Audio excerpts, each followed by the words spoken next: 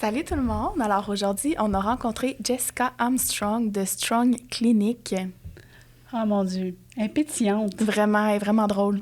Elle nous a partagé un peu son parcours entrepreneurial, puis on a parlé de tout et de rien en jeu avec l'esthétique, mais surtout de son service précieux qu'elle fait. C'est vraiment intéressant. Effectivement, elle tatoue des aréoles mammaires. Donc pour les personnes qui ont eu le cancer du sein, en fait, c'est une restructuration. Elle fait plein d'autres choses, elle nous l'explique, mais ça, c'est vraiment une des raisons pourquoi elle était avec nous. Mm-hmm. Bonne écoute! Bonne écoute! Expert le podcast est un rendez-vous entre moi-même, Karine Sabourin, coach d'affaires spécialisée dans l'industrie de la beauté, et moi-même, Joanie Dubreuil, entrepreneur et technicienne beauté. Ensemble, nous voulons influencer notre industrie de façon positive. Sous forme de discussion ou d'entrevue, chaque épisode sera un partage de nos expertises et intérêts pour l'industrie de la beauté, le leadership et le volet entrepreneurial. Bienvenue dans notre salon!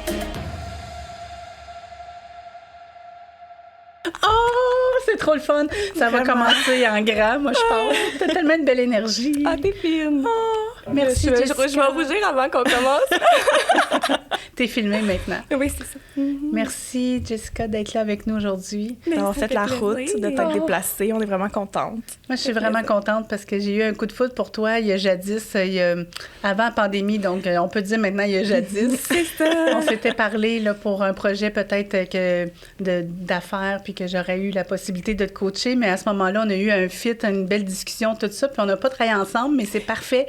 Mais je suis comme, trop contente aujourd'hui. La vie nous amène ailleurs. Puis, oui, je suis vraiment contente que tu sois avec nous aujourd'hui. Ben, que je puisse te présenter à tout le monde. Avant qu'on commence dans quoi que ce soit, est-ce que tu aimerais te présenter pour que les auditeurs puissent savoir qui tu es? Oui. Bonjour. La fille zéro. C'est parfait. Moi, c'est Jessica Armstrong. Je suis spécialiste en maquillage permanent, tatouage paramédical principalement ici au Québec. Je me spécialise dans la reconstruction d'aréoles mammaires 3D. Donc, c'est ça. Je fais aussi tous les soins de maquillage permanent réguliers, comme sourcils, eyeliner, lèvres, tous les types de soins aussi par rapport au maquillage permanent, ouais. Puis qu'est-ce qui t'a donné le goût d'aller faire une spécialisation au niveau des auréoles? Au niveau du paramédical? Oui. C'est la demande de ma clientèle. Oui, la demande de ma clientèle. En fait, je faisais beaucoup de... une grosse partie de ma clientèle est féminine. Puis l'enjeu du cancer du sein est quand même présent. Là, le pourcentage de femmes qui développent un cancer du sein, c'est énorme. Mm-hmm. Fait que c'est quelque chose que je me faisais souvent parler si je connaissais quelqu'un, si c'était possible. Puis là, à force de me le faire demander, j'ai dit, pourquoi pas? Je vais essayer. Je pense que je suis capable. Je pense que je peux. Fait que je suis allée suivre des formations, puis de fil en aiguille, j'ai développé... c'est sûr que les formations qu'on suit, il faut que ça soit comme... construit pour nous, mettons, là, tu sais. Oui. Fait que j'ai comme adapté mes techniques une fois que j'ai fait mes formations à quelque chose qui reflétait plus ce que moi, je voulais offrir comme service. Moi, je trouve ça impressionnant parce que sur tes réseaux, tu montres des photos, puis je suis comme... je peux même pas savoir quel est le vrai puis quel est le faux, là. Je suis là, à chaque fois, je suis comme... C'est vraiment beau le travail que tu fais. T'es fine, t'es fine. Mais c'est vrai. Je suis une groupie. J'ai une question, mais vraiment une question technique, là. Mm-hmm. Quand tu partages ça sur les réseaux, là, comme... Est-ce que tu te fais bannir? Est-ce que tu te fais... Oui, c'est pour ça que dans la dernière année principalement, je publie beaucoup moins de photos d'aréoles parce que mon compte est à un dislike de se faire fermer à chaque fois. Là, j'ai comme fait mettre une note en mon dossier. J'ai passé des heures avec Facebook pour qu'ils mettent une note que si, mettons, mon compte se fait fermer, mais c'est moins long à réouvrir, tu sais. Parce qu'ils sont au courant de ce que je fais, mais tu sais, ça reste un algorithme, ça reste un robot qui détermine ça. Mais tu vois, j'ai fait une publication il y a quelques semaines, puis encore là, j'ai une note qui dit que si j'ai un autre voyons comment on appelle ça. C'est-tu quelqu'un? Je sais pas si c'est... Moi, c'est ça, un autre avertissement que là, ils vont fermer, tu sais, ou ils vont bloquer cette publication-là. Puis si tu dirigerais les gens vers un site web ou quelque chose comme ça, est-ce que ça serait la même chose? Je le fais aussi, tu sais, sur mon site web, j'ai beaucoup plus de photos, mais je trouve ça vraiment dommage. Mais c'est du fait que c'est un algorithme qui détermine ça, puis que ça a l'air trop vrai. Fait que les autres, ils voient ça comme un vrai mamelon, ils voient ça comme un vrai sein. Fait que c'est ça. Ils voient ça comme de la mais nudité. Pourtant, j'ai une grosse partie de ma clientèle qui est dans la communauté trans, puis les mamelons masculins sont pas bannis. Ah. Fait que, tu sais, c'est que quand c'est une forme de sein que... Quand on voit une courbe ou quelque chose comme ça. Quand je travaille sur des mamelons masculins, là, ça, c'est pas banni. Ah, ouais. Je savais pas ça. C'est une bonne question. Ben, moi non plus. Ouais. C'est moi non plus. Je suis surprise. Oui, Mais puis c'est dommage parce que ça rend ça beaucoup plus difficile pour moi de me promouvoir, c'est ça, de me faire connaître, parce que on va pas se le cacher, Facebook, Instagram, c'est pas mal notre plus grosse source de visibilité, là. Fait que... C'est sûr que le site web, si on n'a pas eu un teaser de toi, on n'est pas porté à aller chercher ça. En même temps, c'est comme, plus il t'empêche de te faire voir, plus il empêche ce service-là de faire voir à des gens qui vivent des complexes. Besoin. Oui, exact. Oui, c'est ça. Fait que ça, c'est bien dommage. J'ai passé beaucoup d'heures au téléphone à négocier des affaires. C'est comme quand on appelle au gouvernement, là. Oui. Oh, mon Mais là, Dieu. il fallait que je fasse des fausses annonces parce que tu peux pas parler à Facebook comme tu veux, là. Faut que tu fasses des fausses annonces. Moi, je passais par le système de ads. Parce que sur le système de ads, vu que tu payes, là, il y a des gens qui sont là pour te répondre assez rapidement. Fait que là, je faisais semblant de faire une annonce. Puis là, après ça, j'avais un numéro de ad. Puis là, ça me permettait de pouvoir aller faire une demande pour jaser avec quelqu'un, le service à la clientèle, avec ce numéro d'annonce-là. Puis là, je pouvais parler avec quelqu'un. Mais en tout cas, c'est un bon truc pour les gens parce que peut-être d'autres mondes vivent ça pour... c'est pratiquement impossible. Mais je trouve ça... C'est plate parce que tout le contenu qu'on met là-dessus nous appartient pas. T'sais, ils peuvent fermer n'importe quand. Ouais, là, toi, il faut que tu te battes pour le réouvrir. Là, Puis, tu sais, on travaille tellement fort pour nos followers, puis se faire connaître. Puis, la visibilité, là, le marketing. Ouais. Puis, si tu as cet enjeu-là, le marketing, tu t'y prends comment?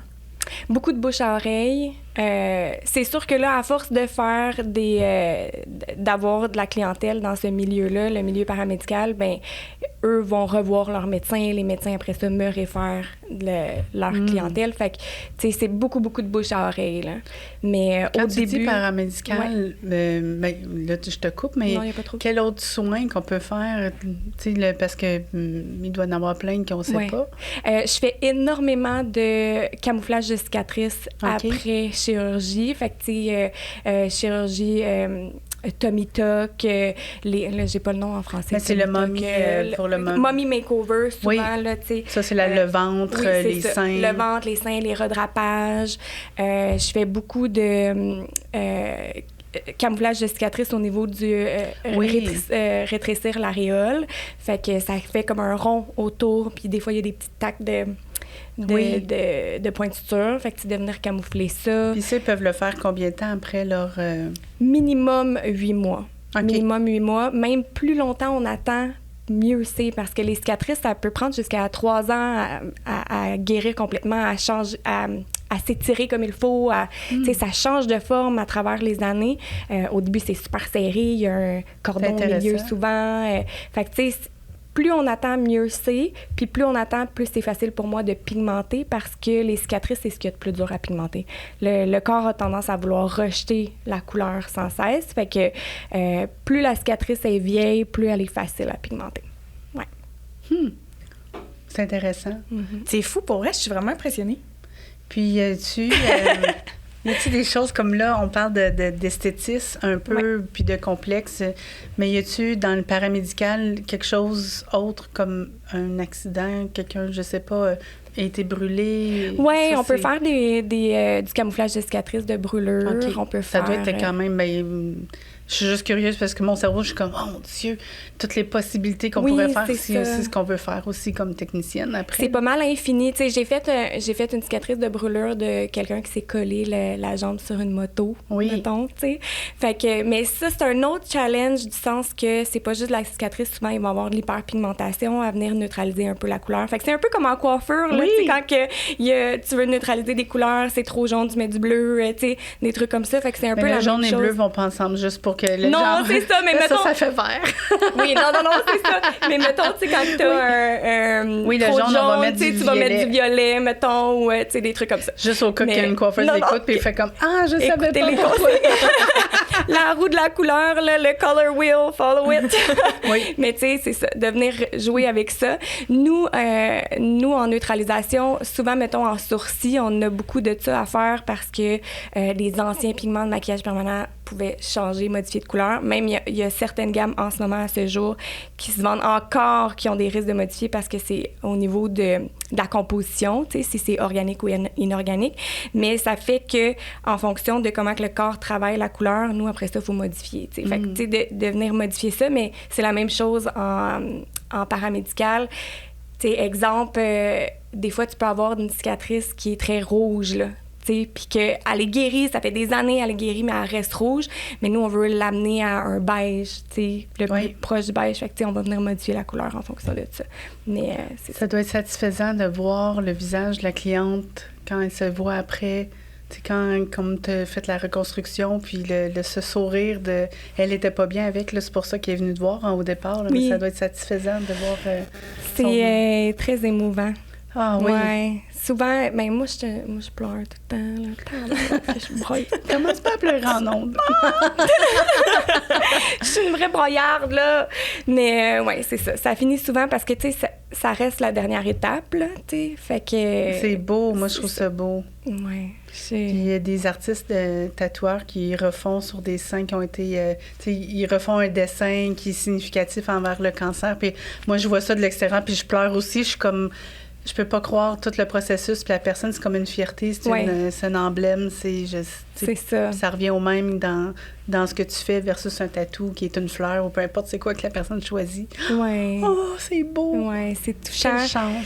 C'est touchant, puis surtout que, tu sais, c'est un long rendez-vous, souvent, quand on fait les aréoles. Fait que ça me donne le temps de jaser aussi avec la cliente, puis on traverse au complet son parcours, tu sais, puis ça vient naturellement, là, tu sais, on finit par se jaser parce que moi, il faut que je pose des questions sur les chirurgies qu'ils ont eues, s'ils ont eu de la chimio, parce que je traite pas pareil sur quelqu'un qui a eu de la chimio versus quelqu'un qui en a pas eu. La peau, elle réagit pas pareil. Fait que, tu sais, d'avoir le temps de jaser de ça, ça fait que ça crée beaucoup, beaucoup de rapprochement entre moi et la cliente. Fait que, tu sais, quand on arrive à la fin, c'est souvent comme on se prend dans nos bras puis on pleure, là. Fait que, ouais. C'est quoi les formations que les gens doivent avoir eues pour avoir accès à cette formation-là? Pour faire ça. En ce moment, au Québec, il n'y a pas rien qui régit ça. Okay. Ce que je trouve très malheureux parce qu'aux États-Unis, il y a un ordre des dermopigmentistes. Il y a le AAM qui gère... c'est l'association des... Attends, c'est quoi? AAM. American Association of Permanent Makeup, quelque chose comme ça, là, pigmentation, en tout cas, je me souviens pas. Mais il y a comme une équipe qui gère, qui régit ça, tu sais, c'est surveiller les normes, tout ça. En Europe aussi, dans plusieurs pays en Europe, il y a un ordre qui gère ça. Là, j'ai un blanc sur le AM, puis ça m'achale, là. Mais en tout cas... On l'écrira oui, c'est ça. En commentaire, si ça te revient plus tard. C'est ça. Mais au Québec, au Canada, en fait, c'est le Far West. T'sais, n'importe qui, techniquement, peut faire ça. À savoir si les assureurs vont t'assurer, ça, c'est une autre affaire. Les assureurs sont un peu plus stricts. Mais il y a rien qui régit le tatouage, le maquillage permanent, le tatouage paramédical. Fait que, tu sais, c'est vraiment personnel d'aller se former pour faire ça, tu sais. Fait que moi, qui est coiffeuse, je pourrais avoir le goût, aller faire la formation, puis il n'y a pas personne qui me réglemente. Non, c'est ça. Exact. C'est ça. Je trouve ça bien touchant, l'histoire. Moi, je serais la personne à faire comme je vais te faire une belle mise en pli. Oui, mais là, de dire, quand même, hein? Oui, c'est ça. Fait que, tu sais, éthiquement parlant, les assureurs, ce qu'ils demandent, c'est d'avoir au moins une formation en maquillage permanent pour le paramédical, tu sais. Okay. Avoir une formation en maquillage permanent parce que ça prend les formations de salubrité, tu sais, la stérilisation. La stérilisation, c'est ça. Tu sais, tout ce qui est transmission des maladies qui peuvent être transmises par le sang, les bactéries, les risques d'infection, tout ça. Fait que, tu sais, ça prend cette formation-là. En tatouage normal, de ce que je crois comprendre de mes amis qui sont en tatouage, non plus, c'est pas régi. Puis, il y en a beaucoup qui sont pas assurés. Fait que les autres, cassent même pas la tête à faire cette formation-là tout le temps. Mais si, mettons, ils veulent aller dans des conventions, ils sont obligés d'avoir le Bloodborne pathogène test, là, comme examen, tu sais, pour pouvoir faire ça, qui est un peu la même chose que ce qu'on donne dans les formations de maquillage permanent, tu sais. Ouais. C'est quand même pas régi, mais c'est la même chose en coiffure. Hein? On peut faire n'importe quoi. T'sais, moi, je pourrais pas avoir mon diplôme, j'ouvre mon école de coiffure, personne ne sait qui je suis. Mais ils sont juste comme « Karine est gentille! » Oui, c'est ça, elle fait des beaux cheveux, fait qu'on va y aller. C'est fou, mais si la personne est bonne en branding, ben, elle vient de se placer à la bonne place sans avoir vraiment sans avoir les compétences nécessaires. Les ongles, les cils, la même. C'est ça, exactement. T'sais. C'est sûr que l'APESEC contrôle un petit peu, pas contrôle, mais tu sais, a un peu son nez là-dedans, mais c'est pas obligatoire. Tu n'es pas obligé d'être approuvé par la PSEC pour ouvrir une école. Tu n'es pas obligé de... Mais ils travaillent fort, eux, pour essayer justement de régulariser notre métier, je pense, mais en même temps, il faut que tout le monde embarque, puis... C'est ça. Ouais. C'était quand même intéressant parce que sûrement que plein de monde qui vont nous entendre, en tout cas plein de monde, je sais pas, mais sûrement plein de monde qui vont vouloir apprendre plus puis connaître ça. C'est ça. Puis les consommateurs aussi, puis même n'importe qui a eu des cicatrices, tout ça. C'est le fun de savoir que tu peux l'enlever parce que des fois, c'est des cicatrices qui veulent dire tellement plus grand que juste la cicatrice, tu sais. Oui, c'est ça. Il y a certaines cicatrices qui sont comme le souvenir d'un combat, mais il y en a d'autres que c'est un souvenir d'un cauchemar, là, tu sais, fait que c'est le fun de ne pas être trapped à... Oui, ça reste quand même une lourde histoire. Oui, c'est ça. C'est ça. Un lourd vécu. Ah oui, c'est beau. Je trouve ça beau. Ouais. Moi, je suis comme, le paramédical. Je restais accrochée. Je suis comme, qu'est-ce qu'on pourrait faire avec ça? C'est tellement infini, là. Tu sais, je pense à... j'essaie de penser, mettons, à des trucs que j'ai fait. Des nombris. Tu sais, après les tummy tuck, j'ai eu quelques clientes qui sont allées faire le momming makeover en Colombie, puis ça a mal tourné, tu sais. Ça, je vois ça souvent, là, dans mes camouflages de cicatrices, des... chirurgie outre-mer, là, puis qui ont été laissés à eux-mêmes, là.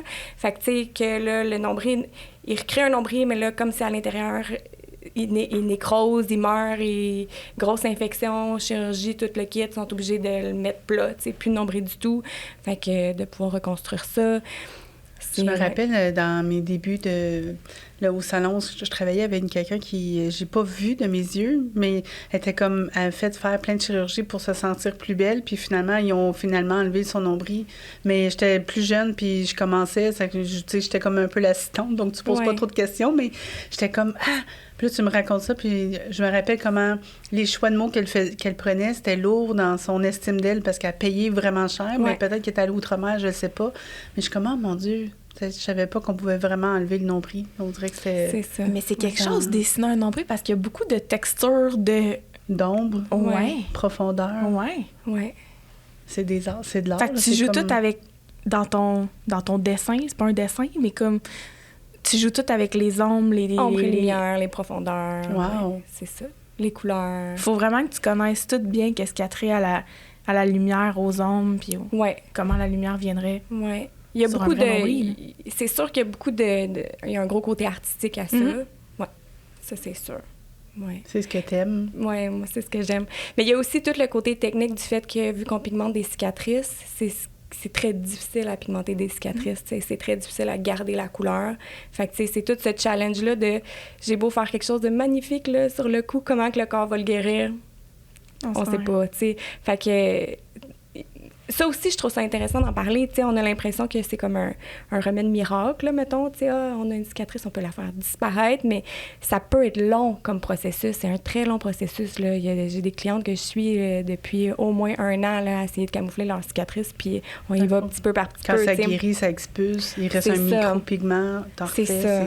Puis aussi, avec les aiguilles, en perçant la cicatrice, ça force le corps à se régénérer, tu sais, à récupérer. Puis ça aussi, ça aide à la texture éventuellement. Fait qu'à force de faire des sessions, la cicatrice devient de plus en plus saine, puis là, elle absorbe de plus en plus la couleur. Fait que, tu sais, c'est tout ce processus-là qui est une partie processus naturel de la peau qui se régénère, mais aussi une partie de moi qui vient implanter tranquillement de la couleur pour pas trop agresser la peau, mais qu'éventuellement, on va y arriver, tu sais.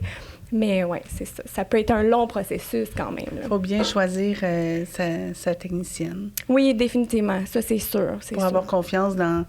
Ça dans se peut que tu viennes me voir 8 fois. Là, oui, c'est ça. Faut avoir confiance dans ça. Oui. Y en a-tu beaucoup au Québec qui font ton travail? De plus en plus, mais pas beaucoup. On n'est pas beaucoup encore au Québec, là. Ce qui est dommage, parce que à cause qu'on n'est pas beaucoup, c'est pas couvert par la RAMQ. C'est pas reconnu encore. C'était ça ma prochaine question. Fait que, ouais. Puis je pense que quand on va être plus, tu sais, je pense que c'est un beau métier à développer, du sens que éventuellement, si on est plus, on a un plus gros pouvoir de négociation pour que ça soit couvert par la RAMQ. Puis, tu sais, les perruques sont couvertes par la RAMQ, pourquoi pas les mamelons, tu sais?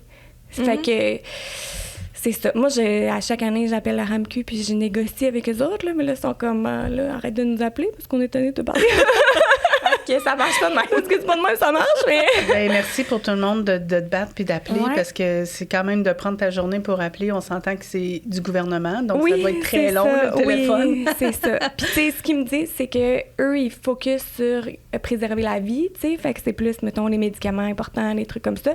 Mais en même temps, je comprends pas pourquoi ils couvrent les perruques puis pas... Mais il y a quand même plein de chirurgies esthétiques qui sont couvertes à certains moments. Tu sais, comme les oreilles, quand t'es mineur, c'est couvert. Ah ouais?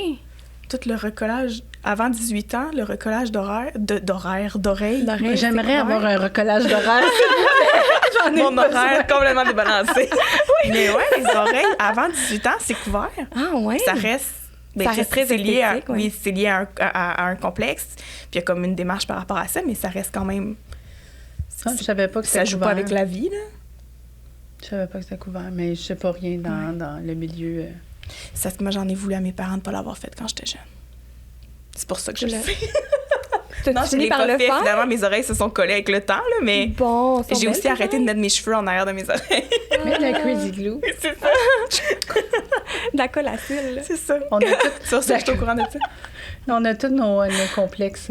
Mais jusqu'à 18 ans, ça aurait été couvert. Ouais. Après, non. Ah ouais. Mais peut-être les démarches étaient trop grandes pour tes parents, tu sais. Puis parce que pour eux, c'était pas... C'est ça, pour eux, c'était moi, là... Mais il devait peut-être pas être si pire que ça, tes oreilles, si on recollait. Moi, dans ma tête, je me faisais traiter d'elfe, puis j'étais donc ben... Ah, les enfants sont mesquins. C'est ça, les enfants. Fait que, tu sais, moi, j'ai grandi avec cette lourdeur-là, ouais. Mes parents voulaient pas, puis là, j'étais comme, c'était épouvantable. Aujourd'hui, je suis comme, c'est donc ben niaiseux, au final, tu sais, mes oreilles, ils sont pas... On est là pour toi, oui, c'est ça, comment... C'est une intervention, moi, ça va bien aller, t'es belle, t'es magnifique. Moi, je coupe. Elle fait les cicatrices. Oui, c'est ça. On peut t'aider. Ouais, à deux, là. Puis je sais-coude aussi. En plus, fait que... Mon Dieu, j'avais pas pensé au processus. J'ai étudié en design de mode, fait que je sais-coude. Fait que, regarde, on est une belle équipe. On n'est juste pas médecins. C'est tout. Fait que là, tu dis design de mode. Reviens un peu au départ, là, ton parcours, c'est quoi? Ouais, mon parcours... moi, j'ai étudié en mode, dans le fond. J'ai travaillé un peu dans l'industrie. C'est une industrie qui est vraiment pas faite pour une fille émotive comme moi. c'est trop dur émotionnellement. Puis c'est ça. Fait que j'ai décidé d'abandonner ce milieu. Je connais pas cette industrie-là à 100%, mais je pense, selon ma perception à moi, Karine, qui n'a pas rapport avec la réalité, je pense que c'est des grands requins qui doivent travailler vraiment fort pour se démarquer. Donc, ils doivent écraser d'autres gens pour monter un peu. Donc... Oui, et moi, je travaillais pour une compagnie de sous-traitance. On faisait des vêtements pour le château, garage, en tout cas, pour plein de compagnies moyenne, bas de gamme, moyenne gamme au Québec.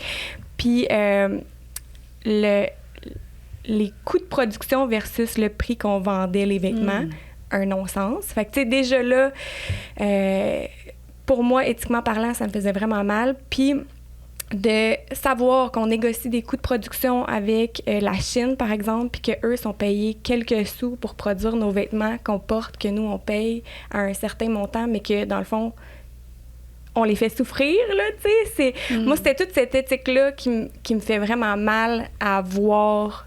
Tu sais, c'est la raison, en fait, pourquoi je suis partie, là. C'est que je pouvais plus supporter de faire affaire avec la Chine, l'Inde, le Bangladesh, tous ces pays-là qu'on exploite, en gros. C'est contre tes valeurs. Ah, c'est trop contre mes valeurs, puis tu sais, c'est ça. Puis moi, j'étais patroniste, fait que tu sais, je le voyais...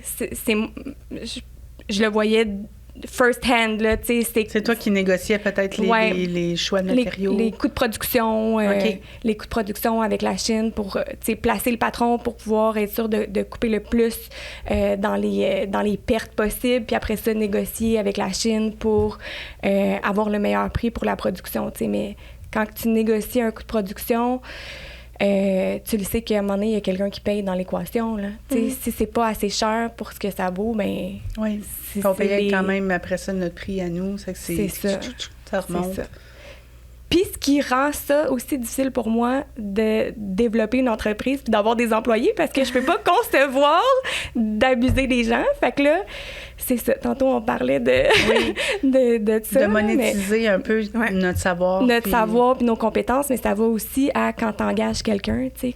Mais juste pour faire, vu qu'on en parlait avant d'être en ondes, puis je trouvais ça intéressant qu'on le mette sur la table, mais c'est de savoir, tu sais, comme on a un coût, on a un talent, on a une expertise, on a des frais, on a tout, mais au-delà de ça, on est généreux. Puis après ça, on est comme comment on fait pour monétiser, pour que ça soit rentable, que ça soit lucratif. C'est ça. Puis de pouvoir payer nos parties de Noël, payer nos employés pour qu'il y ait des conditions, un beau programme pour les employés, tu sais, comme des avancements. Donc, c'est au bout du compte, c'est le consommateur qui paye. Donc, c'est difficile de... J'ai pas le consommateur, là, mais... On n'aime pas ça dire ça, mais c'est un peu... C'est comme ça que le vêtement que les gens achetaient, le consommateur paye au bout de tous les frais, tu sais. C'est ça. Puis nous, on est portés des fois à les couper dans nos poches pour dire, bien, comme on va y arriver cette façon. Mais toi, tu arrives avec un autre... Tu sais, parce que tous nos domaines sont émotifs, tu sais. On aime la personne. Et là, toi, tu es dans un contexte où est-ce que la personne, c'est un changement de vie. Mm-hmm.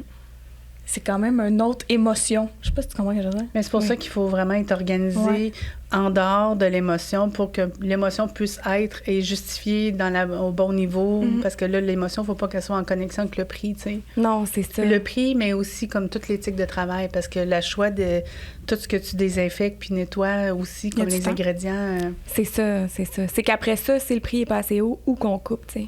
Mm-hmm. Il y a certaines affaires qu'on peut pas couper. Là. La salubrité, on coupe pas. Le service client, on coupe pas. Non, c'est ça. Il y a plein d'affaires que...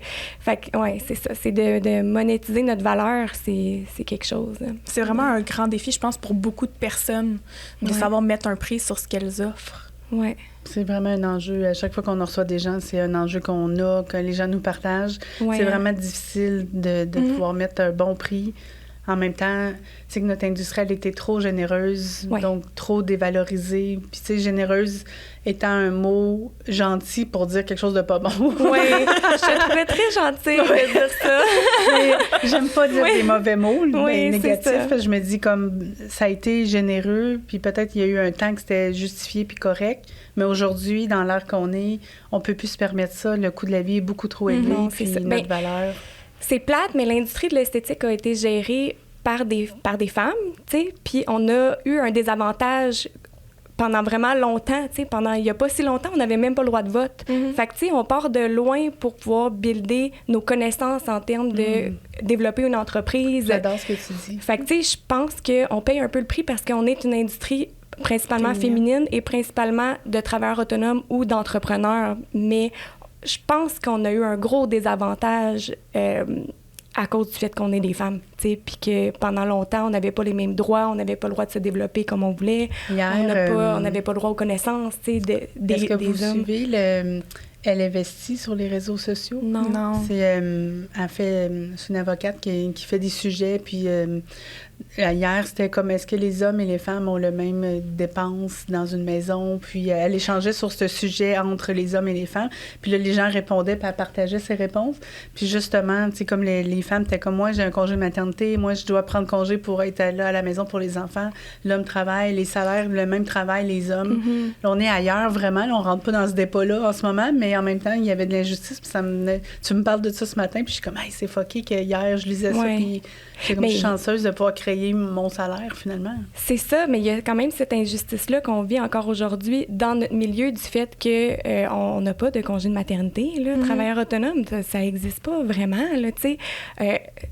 oui, mettons, la RQAP va couvrir certains frais, mais ça reste que tout ce qui est perte de clientèle parce qu'ils vont se trouver quelqu'un d'autre. Après ça, tu finis ton congé de maternité, il faut que tu te rebâtisses ta clientèle, il faut que tu rebâtisses tout ce que tu as développé, tu sais, fait que tu pars jamais, mettons, en congé de maternité l'esprit tranquille, tu te blesses, tu te casses un bras, tu payes le prix pendant longtemps, pas juste financièrement, de genre, t'as pas de salaire qui rentre, mais après ça, ta clientèle t'abandonne, là, tu sais, parce qu'il y en a tellement d'autres qui sont super bonnes, on est plein de bonnes, là, tu sais. Fait que c'est comme ça quand même, c'est un petit stress qu'on vit, puis qu'on a encore la charge mentale. Moi, j'ai pas d'enfants, mais tu sais, on a encore, les femmes, la charge mentale des enfants, souvent dans les familles. Là, il y a beaucoup de couples, moi, j'entends énormément de filles dans l'esthétique dire ouais, mais tu sais, moi, c'est plus facile pour moi de prendre congé une journée, tu sais, que mon chum, mettons, tu sais, ou ben, moi, je suis gay, tu sais, fait que ma blonde, mettons, tu sais, je veux pas comme classer les filles que tout le monde est straight, là, mais tu sais, souvent, ce que j'entends, c'est les hommes, tu sais. Mais c'est ça. Je trouve qu'on est encore un peu dévalué. C'est comme si notre job était un peu moins importante, parce que pour nous, c'est facile. T'sais, nous autres, c'est pas tant important. T'sais. C'est vrai que c'est facile de replacer un client, mais en même temps, le client peut peut-être dire hey, ça fait 3 fois que tu me déplaces. Je te le dis avec sourire que c'est correct, mais moi, je vais magasiner ailleurs pour... C'est ça, exact. Fait que, ouais.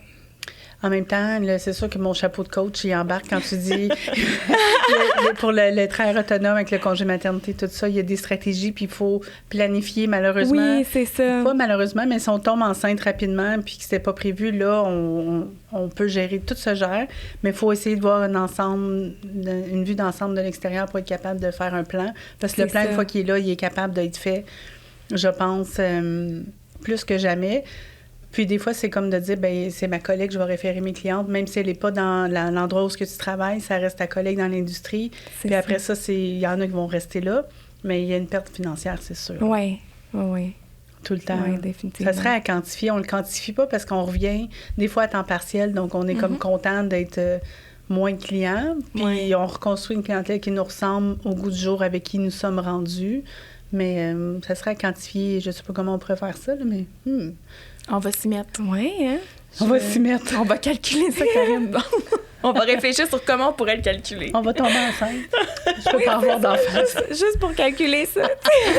Faisons des bébés! Oui!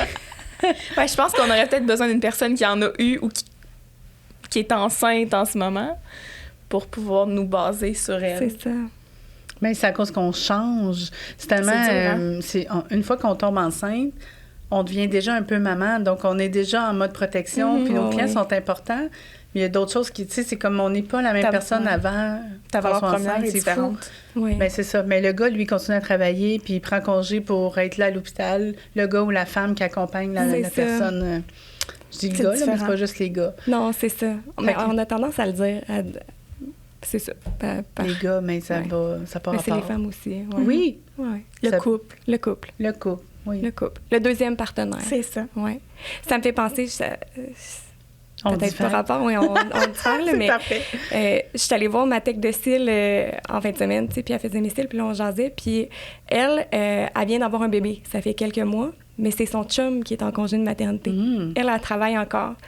Puis je la trouve tellement bonne. Tu sais, je trouve ça tellement beau de briser ça, c'est comme stéréotype-là, tu sais, mais elle se fait tellement juger par rapport à ça, puis elle est comme, mais pourquoi, tu sais? Bien, en même temps, c'est un gain pour eux, parce que si lui, il était salarié, il a le droit de prendre le long congé, tandis qu'elle, bien, elle serait perdante. Fait que là, ça permet de garder son salaire à elle et son salaire à lui dans les conditions. C'est ça, exact. Puis nous, on peut jumeler, comme à mettre notre horaire un peu, dire, bien, ça se peut que je fasse un dimanche parce qu'on fait tous les matins pour la vie familiale, ça va mieux. Tu sais, on peut jouer avec notre horaire un peu plus que quand on est salarié 9 à 5 à quelque part. C'est ça. Je pense, mais ça dépend qui nous sommes et qu'est-ce qu'on veut faire, mais wow, j'aime ça. Oui, je trouvais ça beau. Je trouvais ça cute, tu sais, j'étais comme, mais elle se fait quand même juger, tu sais, il y a quand même des gens qui disent comme, mais là, tu sais, t'es sûr qu'il est bon, t'es sûr qu'il fait bien ça. Qui garde bien. Qui garde bien, oui, qui garde bien. Pas garder, c'est son père. C'est ça, on garde en pas, théorie, là, c'est ça. Je le paye pas à l'heure. 3 piastres, les gardiennes. Non, c'est pas de l'heure. On va essayer de le sous-évaluer pour pas payer trop cher. J'ai une ancienne collègue qui avait décidé de ne pas allaiter. Elle était enceinte, elle travaillait. Puis, vous pouvez pas imaginer le nombre de clientes qui est arrivé avec des livres sur l'allaitement, puis l'opinion était si forte de comme tu donnes ça à ton enfant. Puis elle était comme, mes seins, c'est la sexualité avec mon conjoint. Je ne veux pas le partager avec mon enfant. Puis c'est correct. Finalement, elle a allaité quand elle a eu son bébé, elle a changé, mais puis c'est pas grave dans l'histoire, mais c'est juste le processus. C'était imposant, gênant, puis j'étais comme, mon Dieu, j'en reviens pas que les gens viennent au combat quasiment avec la parade en avant avec leur drapeau de rouge pour dire « Allaite! » Je sais pas c'est quoi la couleur de l'allaitement, là, mais des red flags, c'est pour ça que j'ai dit rouge. En tout cas, j'étais comme « Mêlez-vous de vos affaires », mais ils posent des questions parce qu'ils veulent savoir, mais... Ils sont curieux. Les gens sont curieux. Ouais. Fait que là, t'as fait en design de mode, puis on est comme allé ailleurs. Oui, mais... c'est ça. J'ai étudié en design de mode. Après ça, moi, j'ai fait tellement d'affaires, là. Mon Dieu, tabarouette. Là, je me remets ça en tête. Puis j'ai travaillé pour ma mère qui gérait un organisme pour contrer le décrochage scolaire dans des écoles, dans le fond. Wow. Fait que j'ai fait un petit bout de temps avec elle. Fait que toi, mettons, tout le contact client, recevoir la souffrance et autres, ça a été quelque chose quand même que tu avais déjà touché dans ta vie. Oui. Parce que, oui. Ben oui, c'est ça. Ouais. Fait que c'est facile pour toi de recevoir. Ben c'est facile. Ça. Je peux pas dire que c'est facile. Non, mais des fois, je reviens chez nous et je pleure parce que je vis trop mes émotions. Ouais. Mais oui, c'est naturel. C'est naturel pour toi de recevoir ça, puis de permettre à la personne de s'ouvrir. Oui, je pense que oui. Naturel. Je pense que oui. Mais, de mon background, c'est ça. On dirait que toute ma vie a été... Tout mon parcours, c'est comme fait toute seule là, pour arriver où j'en suis aujourd'hui. Puis je pensais pas faire ça dans la vie aujourd'hui. C'était pas ça que je pensais.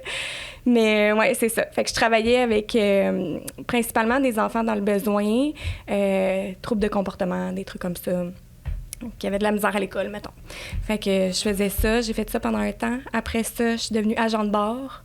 J'ai fait ça aussi vraiment longtemps. Je le fais encore, en fait, à ce jour, parce que les passes de voyage. Oui! Les passes de voyage, ils sont quand même flexibles sur l'horaire. J'ai quelques clientes qui font ça en même temps de travailler à temps plein ailleurs, puis je suis comme, moi aussi. Oui, c'est ça. Ben, c'est que ça permet de pouvoir jumeler... On a presque toutes deux carrières. Là. Il y en a plein qui ont des grosses business d'agents immobiliers. On a des dentistes. Tu sais, comme il y a plein de monde qui font ça en même temps parce qu'on travaille tellement pas de journée par mois. Fait que ça permet d'avoir deux jobs. Fait que moi, dans le fond, j'avais commencé le maquillage permanent. J'étais agent de bord.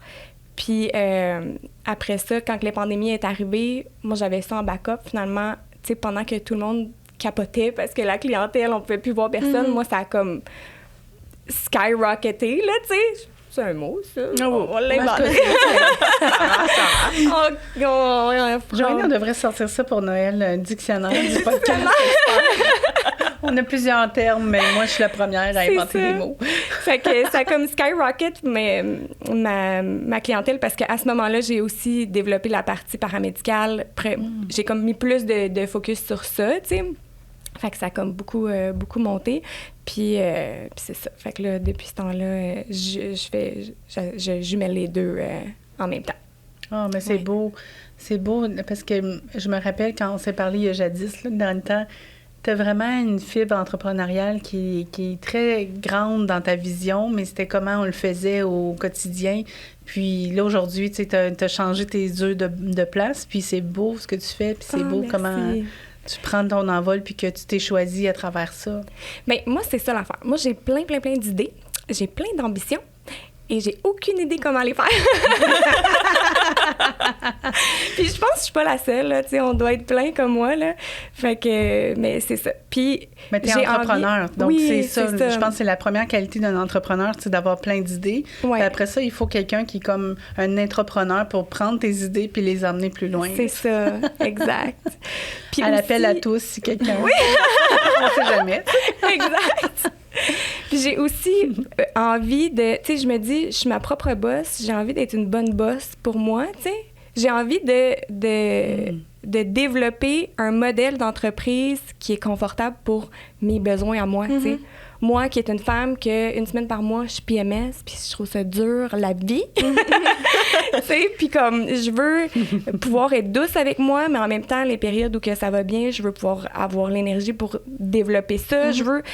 tu sais, je veux builder quelque chose qui va être doux pour moi, tu sais. Fait que, puis je trouve que être travailleur autonome, c'est la meilleure affaire. Être entrepreneur, en fait, là, parce que, tu sais, tu peux avoir une entreprise, puis c'est un peu la même chose. Tu le builds à ton image, tu le construis à ton image, puis... Mais même si on est employé chez quelqu'un, on reste... pas travailleur autonome, mais on gère des clients qui viennent nous voir. On crée notre image à travers une autre image. Ouais. Mais si tu as choisi cette entreprise-là, c'est parce que les valeurs t'ont complété. Fait que je pense que c'est pas le travailleur autonome puis c'est pas l'indépendant, mais c'est vraiment... Dans notre industrie, on est tous indépendants un peu. C'est ça, c'est vrai, oui. Moi, je trouve... Après ça, les conditions de travail, ça dépend. Il y en a qui ne sont pas capables de gérer avec payer ses impôts à la fin de l'année puis tout ça. Ça, c'est... Quand on reçoit ça, t'es comme... on en paye ben, même si c'est organisé, là, tu sais, mais tellement. À chaque année, moi, je fais le saut. Même si c'est mis de côté toute l'année, je suis comme... À chaque année, c'est anxiogène un peu. Ah oui! Je me souviens, mes premières années, là, que je comprenais absolument rien. Je comprends toujours rien, d'ailleurs, là, tu sais. Je pense qu'on est plein de même à pas comprendre, là. Je me le suis fait organiser, puis je le gère comme ça, that's it. Mais, ouais, la première année, quand tu te fais dire, tu dois tel montant, puis que t'es comme... OK, ça me fait mal au cœur. Mais je vais aller vomir un petit peu, puis je vais revenir payer ça. Je vais dire des pourcentages, mais qui sont peut-être pas les bons, là, mais c'est juste pour que les gens... Parce que quand tu es employé, on réalise pas à quel point l'employeur paye pour nous. Puis là, tu sais, les gens... Tu sais, si on génère 10 de l'heure, l'employeur paye 17,7 %. C'est que ce montant-là, lui, je le sais, c'est les DAS qu'on va payer, que l'employeur va payer. Mais quand on est travailleur autonome, on suggère de mettre 30 % de ton revenu parce que il y a une partie employeur et employé qu'on doit payer. Donc, quand on n'a pas d'employeur, on paye les deux, ce qui fait de plus gros impôts. Mais souvent, l'employé, c'est même pas que la moitié de ses impôts qui a été payés par son employeur, c'est une condition d'embauche. Donc, oui, tu as un taux horaire, mais tu as ça en plus. Ça, c'est ça. Je voulais le nommer parce que là, tu parles d'impôts. Même les travailleurs autonomes ne savent même pas combien ils mettent de côté. Donc, c'est vrai. Il y en a qui vont dire 35 %, il y en a qui disent 30 %. Ça dépend des situations familiales, s'il y a des enfants à charge, un partenaire à charge ou peu importe, mais... Un autre revenu aussi, ça joue, parce que ça vient des fois... Puis ça dépend des niveaux, là, mais... C'est ça. Exact. Puis on rentre dans cette industrie-là avec notre cerveau d'artiste aussi, là, tu sais. On se dit pas, oui, je vais devenir gestionnaire, je vais devenir, tu sais. On est là comme, moi, j'aime les couleurs et rendre les gens heureux. Puis là, on se retrouve à faire comme, oh mon Dieu, mais je savais pas, fallait que je sois comptable en plus, puis qu'il fallait que je sois... gestionnaire de médias sociaux, conseillère. Que je sois graphiste, gestionnaire de médias sociaux, marketing, C'est beaucoup. Ouais. C'est beaucoup de chapeaux. C'est beaucoup de chapeaux pour un être créatif, tu sais, comme la création est le moteur. Puis après ça, tu sais, comme, des fois, ça fait des nuages gris, mais c'est pour ça qu'il faut bien s'entourer de d'autres mondes qui adorent les chiffres ou ils adorent plein d'autres affaires. C'est ça. T'es comme, merci. C'est ça. Ça Mario, prend une équipe. ton comptable. Mario, mon comptable est incroyable. Mon frère s'appelle Mario, puis il est comptable aussi, mais elle, son comptable s'appelle Mario, puis à chaque fois qu'elle me parle, Mario, mon comptable, puis là, je trouve ça très drôle. C'est comme, je le vois comme Mario Bros arrive avec son petit marteau. Ding, ding, ding, ding. Il cogne sur des trucs, puis il te donne des sous. Ping! Des fois, il m'appelle, puis il est comme, je pourrais aller te chercher un crédit, là. Papa, je vais te ramener ça sur ta ligne. Je suis comme, Mario, je comprends rien. Je sais pas c'est quoi ce ligne-là. Ouais, mais c'est important que la personne soit capable de vous l'enseigner puis l'expliquer.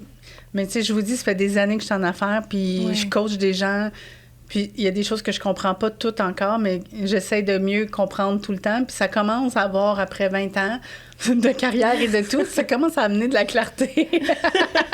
Mais il y en a qui ont ça naturel. Là, c'est comme tac, tac, tac, tac, tac. Ah oui, il y en a qui l'ont, là. Ah oui, vraiment beaucoup. Moi, j'ai été chanceuse. Mon père et mon frère m'ont aidée dans tous mes processus, mais c'était pas inné, là, le chiffre dans moi. Mais aujourd'hui, avec les REER, les affaires, là, je trouve ça excitant de pouvoir comprendre parce que là, c'est notre avenir. Mais tu sais, quand tu as 20 ans, là... Mais ça, c'est une autre affaire. Parlons REER, là. Ben ouais. Moi, là, j'ai 35 ans, puis là, je suis là, dans ma réflexion de ma retraite, parce que là, je regarde, tu sais, tout le monde, mettons les baby boomers, leur retraite, belle retraite, nanana. Puis là, je regarde mes grands-parents, mes parents, nanana. Puis là, je me dis, moi, ma retraite, là, ça va être quoi, là? C'est quoi ça, une retraite, premièrement? À quel âge qu'on va pouvoir prendre notre retraite? Est-ce qu'on va avoir droit à ça? Mais je dois pas être la seule qui est terrifiée par ça. Mais ça arrive dans la trentaine. Dans vingtaine, t'es comme... Puis je pense que c'est la crise de la trentaine là, qui me prend. C'est plus dans la crise de la quarantaine qui s'en vient.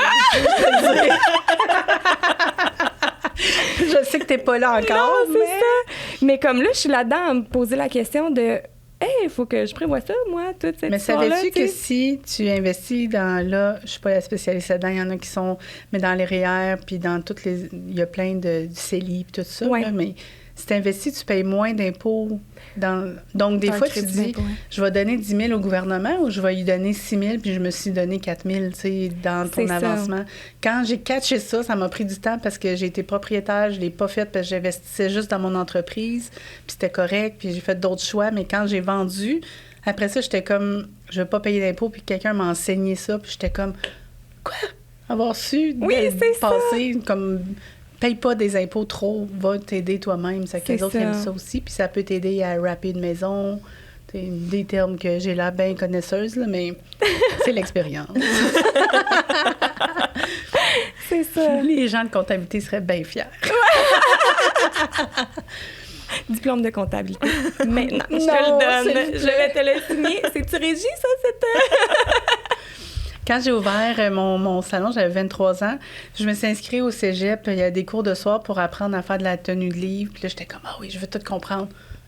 Ça rentré dans une oreille, ça sortit sur l'autre. J'ai essayé de faire les payes, ça me prenait 8 à 10 heures. Là, j'étais comme, je suis pas capable, pas en tout. On faisait tout ça à main. En plus, il y a jadis, Back en in the 2006. days, ouais. Puis, tu sais, quand tu délègues à quelqu'un que ça y prend 1 heure, elle te charge peut-être, je sais pas quoi, 150, 1 heure, c'est fait. Moi, c'est 8 heures de mon temps que je peux mettre ailleurs ou juste regarder Netflix. Mais c'est ça, tu sais, aussi, avoir une entreprise, c'est travailler 24 sur 24 quasiment, là, tu sais. C'est au début, tant que tu n'as pas les revenus qui rentrent pour pouvoir te payer du délégué, mettons, là. Mais ouais, c'est ça, tu te retrouves à faire des payes, à faire des... Est-ce que tu travailles dans un endroit fixe actuellement? Là, je travaille dans 2 salons d'esthétique. OK. Puis, c'est ça, je travaille dans 2 salons d'esthétique. J'en avais un 3e que c'était trop de gestion pour moi. Tu t'es choisie. Je me suis choisie. C'était trop. Fait que 2 endroits, puis je donne des soins là-bas, dans le fond. Ouais. Okay. Ma prochaine question était, est-ce que tu comptes te promener un petit peu plus? Mais là, ce que j'entends, c'est que tu comptes peut-être te stabiliser dans... Bien, tu es déjà stabilisé dans ces 2-là, mais c'est de maintenir ça. Oui, de maintenir ça.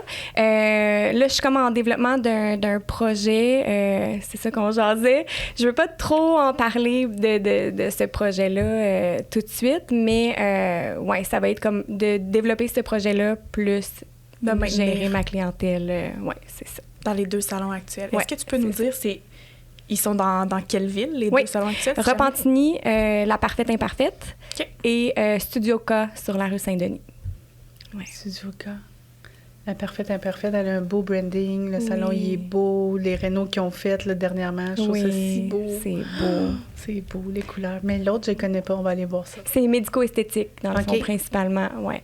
Fait que c'est des superstars dans tout ce qui est médico-esthétique. Beaucoup de machines, de nouvelles technologies, des tatouages aussi. Ça aussi, c'est comme un milieu qui est quand même assez méconnu.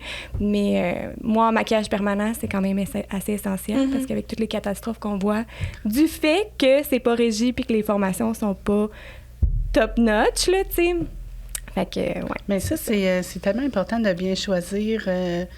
la personne, justement, parce que ça peut être pas cher, puis waouh, puis là, elle te montre une photo, mais comment ça vieillit dans 1 an, 2 ans, puis ça oxyde. Là, je sais pas si ça oxyde, mais on dirait que des fois, c'est comme...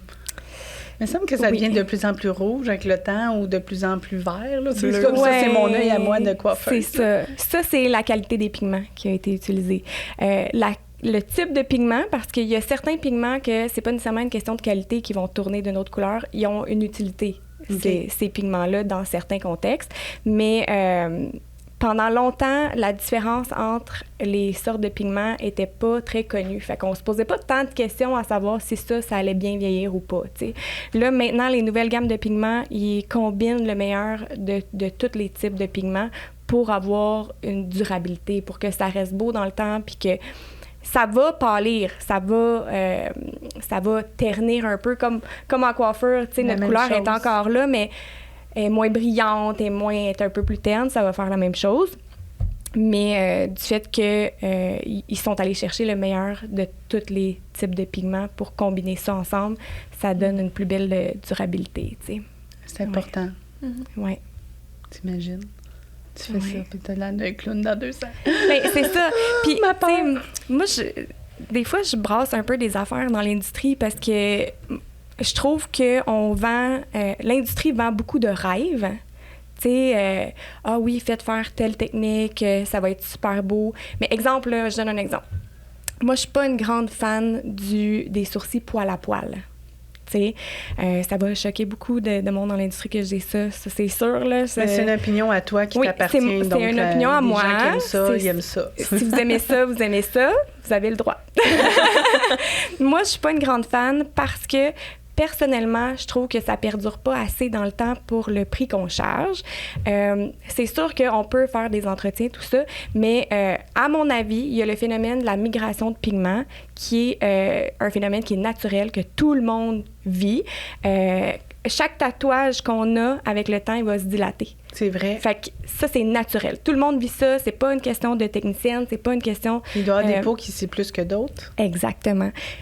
Plus on produit du sébum, plus la dilatation se fait rapidement. Puis au niveau du front, exemple principalement pour les sourcils, au niveau du front, c'est un gros producteur de sébum. Fait que cette migration-là se fait plus rapidement. Fait que souvent, on vient voir le beau petit poil à poil tout mince, la ligne est toute définie, c'est ça. Puis après quelques mois, elle est toute dilatée, puis là, on se retrouve avec des spots, tu sais. Même si c'est super bien fait, que c'est fait par une super bonne technicienne, il y a certains types de peau qui peuvent pas le soutenir à long terme. Puis moi, je trouve ça important d'éduquer ma clientèle par rapport à ça. Par rapport au long terme, ça va faire quoi, le long eyeliner comme ça, qui va être super beau dans ta vingtaine, mais là, plus tu vas vieillir, tu sais, plus il va descendre. Tu sais, fait que c'est des petits détails comme ça. Oh non, j'ai trop d'image. C'est ça. Les lèvres aussi. Les lèvres, c'est ça, tu sais, démystifier entre tu veux-tu des injections ou c'est vraiment un lip blush que tu veux? Est-ce que tu veux grossir tes lèvres? Si tu veux grossir tes lèvres, moi, je fais pas ça, là. Moi, je vais pas sortir de ta ligne extérieure, tu sais, de ta muqueuse, là, tu sais. Tu peux le faire en maquillage pour le fun, mais... C'est ça. Mais nous, on travaille en dessous de la peau. C'est pas un maquillage. C'est une pigmentation en dessous de la peau. Il faut se dire que la peau va se régénérer par-dessus. Fait que c'est tous des petits détails que... Pour moi, des fois, la clientèle va être déçue quand ils viennent me voir parce qu'une autre technicienne sur ses réseaux sociaux, elle a dit que le poil à poil, ça peut être sur tous les types de peau, mais c'est pas vrai, tu sais. Parce que c'est pas réglementé, parce qu'on n'a pas toutes les connaissances, tu sais, les formations sont pas tout le temps adéquates, on connaît pas tous les types de peau. Si on est habitué de travailler sur un type de peau puis qu'on n'a jamais connu d'autres, là, quand on arrive avec quelqu'un qui a des gros pores de peau dilatés, mais là, le résultat est pas pareil, tu sais. Mais on peut pas promettre les mêmes résultats que sur quelqu'un qui a des petits mini pores de peau toutes serrées, tu sais. Fait qu'une petite peau de porcelaine, mettons, tu sais. Ou une peau plus âgée, une peau plus mature qui est beaucoup plus mince, mais on peut pas se permettre d'aller chercher les mêmes effets. On peut pas mettre la même quantité de pigments non plus. Fait que, tu sais, c'est quand même technique, hein, tout ça. Ouais, vraiment, c'est beau. C'est très technique, mais à cause des réseaux sociaux puis du manque de connaissances de beaucoup de techniciennes, c'est un peu le Far West. Tu sais, moi, je me fais dire, mettons, récemment, j'ai une cliente qui me contacte pour un soin, tu sais, puis j'ai dit...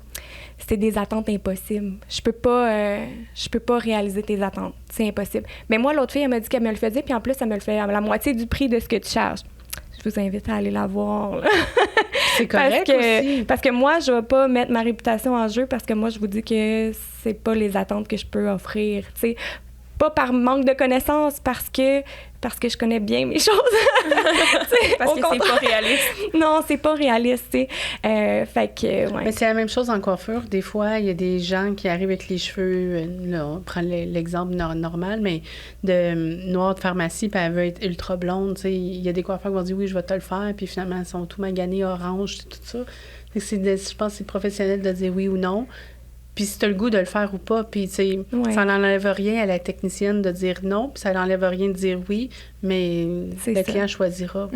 Quand quelqu'un cherche un prix, premièrement... c'est jamais bon signe. C'est jamais bon signe. Surtout dans des choses permanentes comme ça, là, franchement. Je sais pas. Ouais. Là, moi, ça m'arrive souvent de dire je pense pas être la technicienne pour vous.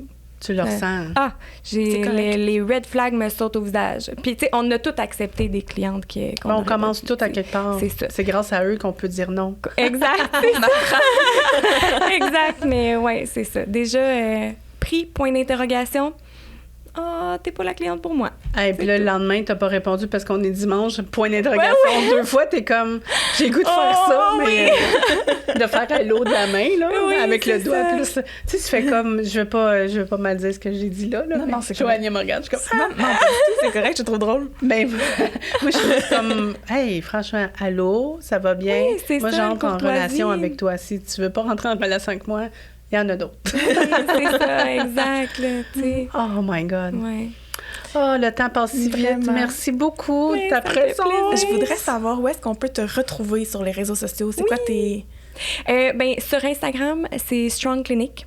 Okay. Sur Facebook, c'est Belle et Précieuse. Sinon, j'ai mon site web. Mais là, mon site web il est en développement, fait qu'il va changer. Je veux simplifier ça parce que au départ... grosse histoire courte, là.